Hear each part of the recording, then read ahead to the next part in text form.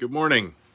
It is another beautiful day, which means it's time to learn some things you didn't know before. The facts of the day. I need some kind of intro music. Dun dun dun! The facts of the day. Anyway, today is National Peach Cobbler Day, created by the Georgia Peach Council.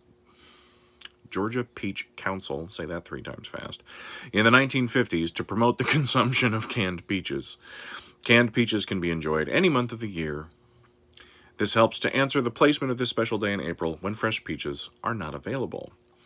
This is referred to as a national day, which requires presidential proclamation or an act of Congress. However, no such record for congressional or presidential proclamations exist for this day, so somebody in Georgia just decided it was National Peach Cobbler Day, and so we celebrate. Today is also National Scrabble Day. There is no known record of why this is Scrabble Day, other than this is the birthday of the game's creator, whose name is Alfred Butts. The game was created in 1938 and has been causing domestic disturbances and raiding of the dictionary ever since. My favorite word in Scrabble is ZYQXUWY, pronounced Zikishuai, which is a type of fish. Look it up if you don't believe me. The next segment here deals with what happened on this date. So, on this day in history, in 1250, the Seventh Crusade was defeated in Egypt and Louis IX of France was captured. In 1742, George Friedrich Handel's oratorio Messiah was performed for the first time in the new music hall in Dublin. In 1860, the first Pony Express reached Sacramento, California. And in 1960, France became the 4th nuclear power in the world after detonating an atomic bomb in the Sahara Desert. In 4 years of putting together facts of the day, I've never found a day where nothing of significance happened. And I really wonder, is there a day on the calendar, just one day, where everyone was just, cool and hung out and nothing happened? Anyway, your word of the day, which really should be Zikishuai, is hypnagogic, which means of or relating to or occurring in the period of drowsiness immediately preceding sleep.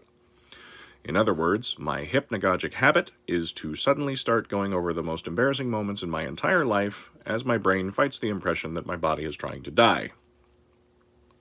And if you don't suffer from that, I envy you. Having said that, it's time for some trivia. In Ventura County, California, cats and dogs are not allowed to have sex without a permit. I wonder who issues those permits. I don't envy that person. The only acceptable sexual position in Washington, D.C. is the missionary-style position. Any other sexual position is considered illegal. And again, I wonder, how do you turn someone in for this? In Willowdale, Oregon, no man may curse while having sex with his wife. I would have loved to have been a fly on the wall when that law was written. And completely randomly, cat's urine glows under a black light. And I just realized I'd also like to be a fly on the wall when one of you shares one of these bits of trivia with someone for the first time, and they look at you like you've grown an extra head and ask something like, where do you come up with this stuff? Hopefully, if that happens, you blame me and point them here to get more useless information that nevertheless might just save your life someday. Like you could be hanging off of a cliff, your nemesis standing over you and gloating, and you could scream out, "Cat's urine glows under a black light!" And they just stop and look at you, pull you up, pat you on the shoulder, and walk away. It could happen. How about some inspiration? Here's an inspirational quote from the quote of the day from the bard himself, William Shakespeare. "We know what we are, but know not what we may be." Dream big, folks. Dream big. Now some good news. And this is fascinating. Neuroscientists at UC San Francisco have written a paper detailing a new artificial intelligence that has been taught to translate human brain activity into words, which has been used to communicate with patients suffering from locked-in syndrome, or could be used. I don't think they've actually applied it to that yet, but that's what the purpose is. Locked-in syndrome, otherwise known as a pseudocoma, is when the patient is awake and aware, but unable to move most of their body. There was a gentleman who suffered from this in, I believe it was France, who detailed his kind of journey through being in a pseudocoma by, he dictated the book by blinking his left eyelid.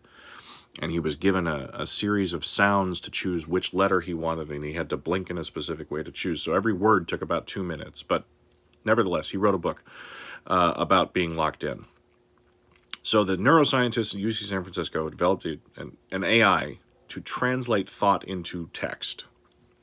The algorithm doesn't have much vocabulary yet, about 250 words and 50 different sentence groupings, and the translation error rate is not perfect. But they have created an artificial intelligence that can effectively read your mind. Now, on the one hand, the possibilities for a technology like this are virtually limitless. And certainly you can imagine how these might be used to help nonverbal people communicate. But the sarcastic side of me has to now say this. Do you want Skynet and Terminators? Because this is how you get Skynet and Terminators. Artificial intelligence. Computers reading your mind. I wish my wife could read my mind. And then I wish she couldn't. Anyway, almost time to wrap this up. And I'd like to leave you with kind of a feeling. But before I do that, one more new thing, the riddle of the day. What is that which everyone can divide, but no one can see where it has been divided? I'll give you about 10 seconds, and I would like to hum the Jeopardy music, but I'm afraid I'd get in trouble for copyright or whatever. Did you figure it out? It's water. Water is the one thing which everyone can divide, but no one can see where it has been divided. Finally, that feeling. Your strange but true fact of the day, and thank you, Brian, for the suggestion. Donkey Kong got his name because his creator, Shigeru Miyamoto, believed donkey meant stupid in English and wanted to convey the impression that the character was a stupid ape. The word Kong hopefully needs no explanation. And just another little factoid here. Mario was not named Mario until much later. His original name in the game Donkey Kong was Jumpman. So, there you go. And those are the facts. Have a fantastic day.